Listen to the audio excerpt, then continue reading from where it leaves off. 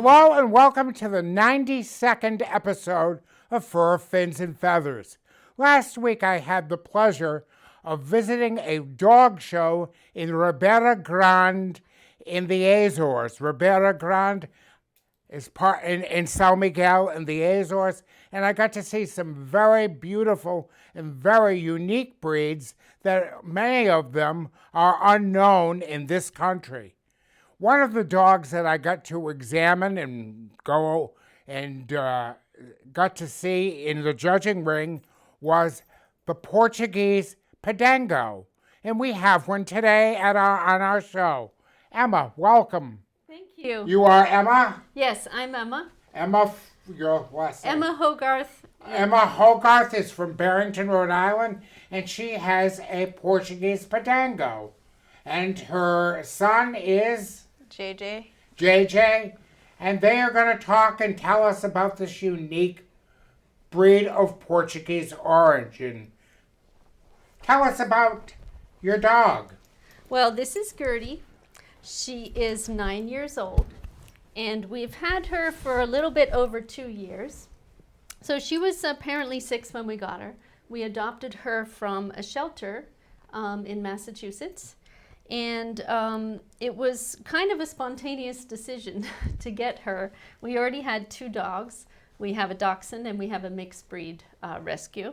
And so we certainly did not need a 3rd dog, but I fell in love with the breed because I found out about it because our rescue mixed breed, I think, is a mix of this breed, either of the Portuguese Podengo Pequenos or medium-sized, a medio like Gertie is. Gertie is a medio. Yes. There are 3, I learned last weekend, there are 3 varieties. Yes. The Grande is the larger dog. Yes. And they are used mostly for boar hunting and deer, correct? That's correct, yeah. And then the medio are hunting, rabbit hunters? Rabbit hunters, mostly, yeah. And the Pequeño, the little girls, are rabbit hunters as well. Yes, that's correct, yeah.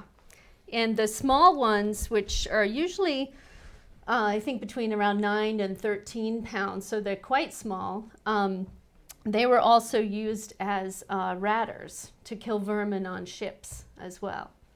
So, but... There are 2 varieties. They are smooth, and she is a wire, correct? Yes, yeah. So there's the short, smooth-haired, and the long, wire-haired. So she is a long, wire-haired. I saw mostly... I believe there was maybe 1 wire, but most of them were smooth. The rest were smooth. Mm-hmm. And they were all of the same color. They all were very fawn, tannish color. Okay. Except there was one that was black and white, which I thought was unique. Yeah, I have seen those online, actually. Yeah. The black and white ones, but they're mostly kind of her color, or as you said, maybe a little darker red, red and white. But she's pretty typical looking of what I've found out and what I've seen online in terms of the medio, except she's a little bit smaller than the medio is supposed to be, I think, 35 pounds to 44 pounds, and she's only 27 pounds, so she's a smaller gal. Do you take care of her, JJ? Help take care of her? Yeah. And how do you do that? What do you do to keep her active? This is a very active breed, isn't it? Yes, very active. They are not couch potatoes. No, not at all. If she's on the couch, she's very alert like this. She's watching the windows. Their sense of sight is very acute, because they're hunters and they're bred for that. So right now she's watching, trying to see what's happening over there. And that's how she is: alert, very intelligent, but hard to train. Was she hard to train? Well, yes. What do you think? Yeah, we're training her, but we haven't trained her a lot. She only knows basic things like how to sit and to be quiet and stuff when she's told. Mm-hmm. Yeah, only a couple of things that she's learned. We haven't, to be honest, put a lot of effort into it. We just try to exercise her every day, which helps her stay calm. And she will sit, and she'll do that for a treat or not a treat. She'll get up or down off something, but only those basic commands. When I saw her in Warren, I said, wow, that is such a unique dog. Mm-hmm. And I kind of remembered, because many years ago, I'm dating myself, I helped exhibit Iberian hounds. Oh, wow. And some Pharaoh hounds. Mm-hmm. So they are all similar. Yes. Yeah, my understanding is they're all related. They're all ancient breeds. And what I've read about the Podengos is they were brought by the Phoenicians and Romans in ancient times to the Iberian Peninsula, and then became hunting dogs, mostly in Portugal. And they sort of adapted to that environment.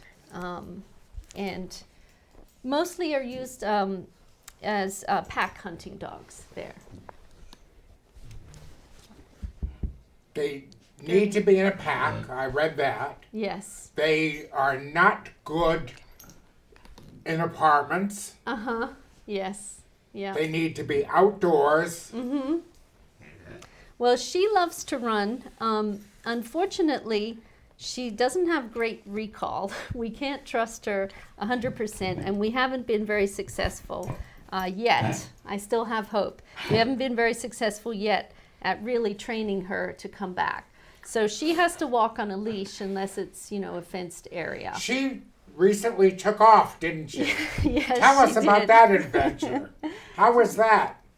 Well, there was this day that she just, my mom was taking her out to go on a walk, I'm guessing, and she, got out of the leash, and she, it was near Soam's school, in, the woods area, and she ran away, and we were, worried for a few days, and then... No, she took off for 4 days, didn't she? 4 days, yes. 4 nights she was gone. And she's taken off before, and we have woods kind of around our house. She'll go and hunt, and an hour or two later she'll show back up all muddy or whatever.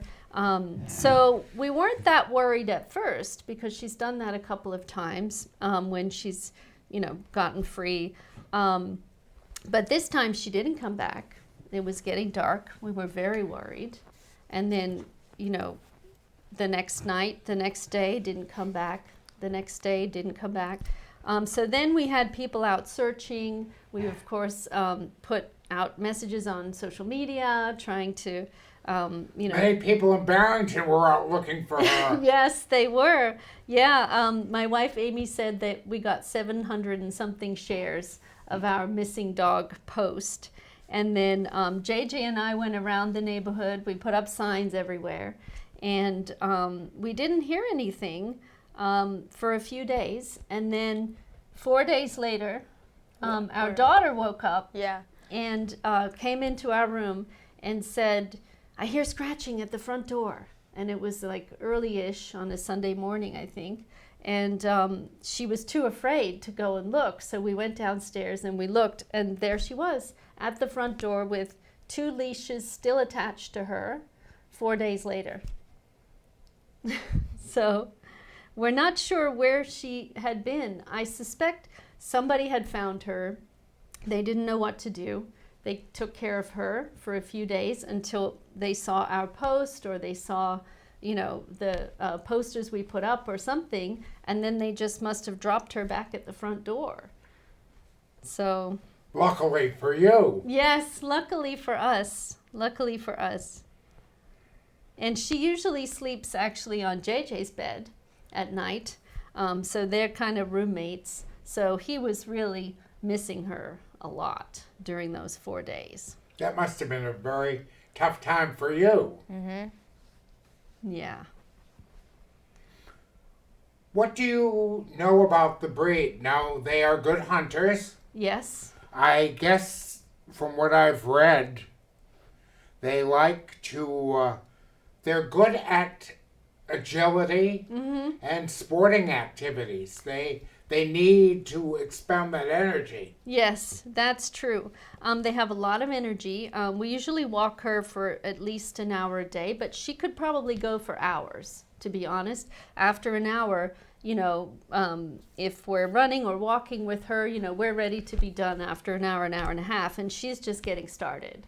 And she's, not a spring chicken. She's 9, but she has a tremendous amount of energy. They're very intelligent, very alert. They're always paying attention to what's going on. What happens when she sees a rabbit? Oh my gosh, she goes nuts. She goes nuts. JJ, if there's little bunnies in the yard, does she go Yeah. off? Yeah, she just tries to get to the windows and she starts jumping around and stuff.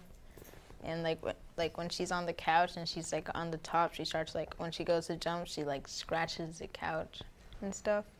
Yeah, she barks. Yes, she gets very excited. She really can't help it. It's, what they're bred for. So rabbits, what else? Chipmunks? Chipmunks. Squirrels for sure. Squirrels for sure, and we see a lot of those. Cats. Yeah. Cats is the other one. And we have a cat. Because So And how does that work out? it works. Yeah. well, since the cat is my brother's, then the cat stays in his room and he has different spots that the cat likes to go and hide in case Gertie were to walk into the room when the door is left open. And then when she does, she barks and then tries to attack, but then usually we're near and we stop her before she can get to the cat. But if not, then the cat is scared, but not that scared. So if Gertie were to come up to him, then he would just swat her away. Yeah. He's a pretty tough cat, luckily. And we can usually intervene, and she listens okay when we put a stop to it. But yeah, she's cornered him a couple of times. Now, this unique breed is classified in the Miscellaneous group. Mm-hmm. They have not been accepted to the American Kennel Club for shows, per se, to get points. Oh, okay. They are in the Miscellaneous class, which I sure, if they can continue to get numbers and entries, they will advance to become a member of the Hound group. Okay. Yeah. Well, I've certainly heard that they are becoming more popular, or people are gaining interest in them in this country. Have people come up to you and mentioned the breed? A few people sometimes, not a lot, but some people have heard of the breed, or they've seen us walking and wondered about it. There seems to be a lot of, not a lot, but selected numbers in the Westport and Dartmouth areas. Farmers. They are very popular with farmers. Well, they're excellent watchdogs, I'll say that. She keeps an eye on us all the time and, notices every sound, everything that's going on. They're very loving with their families. They are. They're very loving with their families and fairly wary of new people they don't know. They can take a while to warm up to people. So that's something you have to be aware of, if you, have a lot of people over, if you are interested in the breed. You have to just keep an eye on them. I mean, obviously it's, individual to each dog. But she's had her moments of, kind of being quite intense, barking at people, scaring people. Because they do have an intensity to them, that's for sure. And she sees it as her job to guard the family, and that's her, priority a lot of times. So we are, we do watch out for her, in terms of interacting with people, make sure she's comfortable. Talk about her grooming. Well, They are fairly easy to groom, to keep up with, maintenance-wise, aren't they? Yes, they are. What do you think? my sister would usually after she gave Gertie a bath, she would try to brush her to make her fur more smooth. And we don't cut her hair because like it doesn't really seem to grow that much, so it just like stays like this, so we don't really need to cut it. The breed is known for their almond eyes Yeah. Mm-hmm. and their wedged face. Mm-hmm. So she's a very nice specimen. And Well. you say when she was born, was she bred with a to be a family dog and We rabbit don't. hunter? Yeah, we wish we knew. We don't know her origin exactly. We did adopt her from a shelter here in Massachusetts, and she was already 6 years old. So what we do know is that she had another family before she came to our family, and that family were very attached to her, but sadly were moving, couldn't keep her in their new situation. So we did learn that from the shelter, and that's about all we know. So we're not sure how she came to them and where she came from. That's, I wish I knew. That's still a mystery to us. But I was told another person came and met me at our hotel last week and said that she had friends that were from Westport, Massachusetts, and that knew they were away, but they're going to get back to me, but knew something about the breed that is popular in the Westport area with farmers. I have heard that. I have heard that there are some people breeding and using them for hunting, possibly, also in that area. So she might have originated from there somehow. We're not sure. The unique thing about judging, and I've judged, but going to dog shows throughout in different parts of the world is you get to see so many different breeds. I'm sure, yeah. I was introduced this past weekend to the Portuguese Pointer, which was something I had never heard of. I've never And heard I of just that. stood there. I was mesmerized. They were a tawny golden color, very unique with a very short tail, and they could move like lightning Oh, wow. in the ring. Yeah. And very, very nice dogs. I was also introduced to, my Portuguese isn't that great, to the Hound de Fila de São Miguel, which is a native breed that is indigenous to the Azores. Oh, wow. And I saw lots of them. And a very unique breed. And they are gaining recognition too. I should show the camera. Recognition on the continent. Oh, wow. And in different parts of Europe. And this is a very unique breed.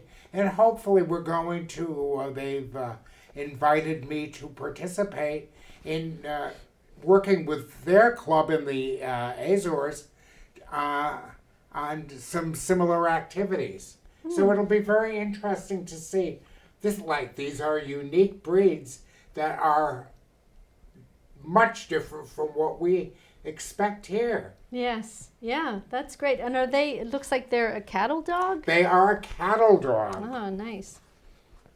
When I first looked at them, I thought they were very much like, thank you, they were very much like something like a Rottweiler mix. And I Yeah. was saying, "Ooh, this is unique." And then the president of the club came over and brought me over and showed me and explained the standard to me. And it's a unique breed that is indigenous. They are farm dogs, but they are indigenous to the Azores. Wow. Wow. That's great. And but there were so many unique breeds there that we do not see in the United States. There are I was told this weekend that there are approaching 500 breeds Oh, wow. throughout the world Wow. that Wow. we never see or would never even think of. Yeah. People were saying, well, this is the, and I'm looking and I'm saying, well, what is it? But very, very unique. But this breed is gaining recognition, specifically in the Midwest. They have a large following in the Midwest. Huh, interesting. Maybe, probably, from a few breeders that have gotten together and shared their knowledge and love of the breed. So I guess they are trying to get an AKC recognition. Yeah. To get, so they can become champion, to earn points to become champions. Yes. Yeah. But they're big on earth dogs, because I guess they're good diggers. Oh, yes. Yeah. Yeah, they like to dig. And sometimes they do that as part of, flushing out, prey or, it's sort of in their nature to do that. And they also, similar to the Iberian hound, they also pounce on their prey. So if she gets into some long grass, she like hops up into the air and will, go after something. Yeah. So that's always fun to see too. Does she ever bring home rabbits? No, she hasn't. No. Luckily. Yes, luckily. Yes. The cat has, though, brought home a few things. Our cat. He's managed to, grab some wildlife. How is she as eating? She eats mostly just, regular dog food. She loves food. They do love to eat. I've learned that from following other like Podengo lover groups online, and they all will do anything for food. They'll eat anything. Obviously, we try to give her some real meat mixed in with her diet as well. And she, she's a passionate eater. She loves treats, loves, all kinds of food. So she's very beautiful. Oh, thank you. Yeah, we think so too. What is their longevity? They typically live 10 to 15 years. So, and they're typically fairly healthy. They don't have a lot of, specific health problems that are specific to the breed. They're generally fairly healthy, resilient, very sturdy, kind of rough and tumble dogs. There is a woman, one of the women that came and met with me in at the hotel, said that they are putting together a group of Podengo lovers in the Azores. Oh, wow. And she said she was looking forward to having you two on the show, and that the video will be sent, so you'll be all over the Azores. That's great. Did you hear that, Gertie? Did you hear that? You want to come up? Come up. Sit down. She did tell me, though, the Podengo lover, that very few are kept in the Azores. Oh. That, like, most of the handlers brought them for the weekend, came to the show, and they were going home that night. Oh, back okay. to a lot of them live in Lisbon and Porto. Okay. And they were going back. Yeah. I follow some rescue groups too. Sadly, Podengos and mixed breed, similar hunting dogs are sometimes abandoned, in Spain and Portugal where they're very popular. If they're not hunting, sometimes they can be, kind of... There is a lot of abandonment of this breed in this country. Oh, really? Yeah. That's what I was told. I'm not surprised by that, just knowing what I know about how that can happen. If they're not hunting or some other reason, or they're getting older, for example, sadly, they can be discarded and sent to a shelter. Yeah, exactly. And so there are a lot of groups who are, actively seeking homes for Podengos. A lot of the Podengos coming from Spain and Portugal end up being adopted, throughout Europe. A lot of folks in the UK adopt them.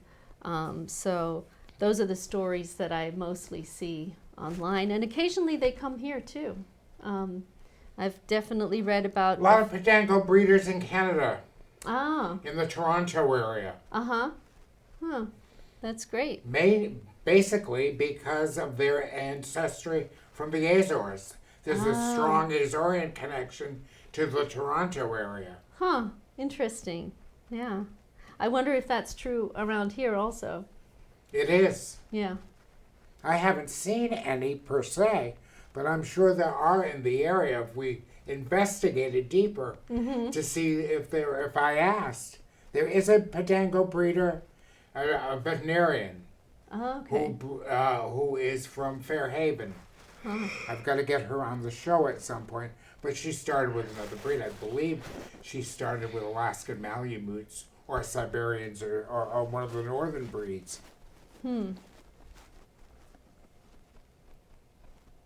We did meet another Podengo owner, actually two, when she was missing and we were putting the word out. A man from Warren contacted us, and his Podengo had just passed away pretty recently. But he reached out and kind of sent a very lovely message to us. And then we met a woman from Barrington who has 2 or 3 Podengos, and she stopped by to help us look. We had put a word out that we were going to go search the woods. She's in Barrington. She's in Barrington, not too far from us. And we had put the word out that we were going to meet at our house at 10 a.m. on this Sunday morning to go search for her. And then she showed up a couple of hours prior to that. So we were just getting the word out that she'd been found. And this neighbor showed up and said, I love Podengos. She had, I think, a small and a medium, and one that was possibly a mixed breed or something like that. So she ended up staying for coffee. We hung out a little bit, got to know her. But we haven't brought Gertie over there yet to meet the other Podengos. I'd be interested to see how she reacts, or, if it makes any difference to her. I'm interested in seeing when the video is produced tomorrow and it's sent out to the Azores to see what the reaction will be. Yeah. Yeah. That's so fun. I would love to hear about that when you do find out. But the dog show in the Azores was amazing. Not in numbers. I guess the president of the Portuguese Kennel Club came over and talked to me and told me that numbers, like everything in a lot of places throughout the world, numbers are going down. They are decreasing their numbers. But he said, but some of the newer members are coming up with and reinventing some of the old breeds that have been previously lost. So this might be one of them. Yeah. Well, they're telling me it's time to wrap up. You were fabulous guests, both of you. Thank you so much. so much. Thank you so much for coming. Thank you for having us. And Gertie thanks you too. She was very excited all day about being And we're here. gonna have to have you come back and talk about Podengos again. That would be great. We would love that.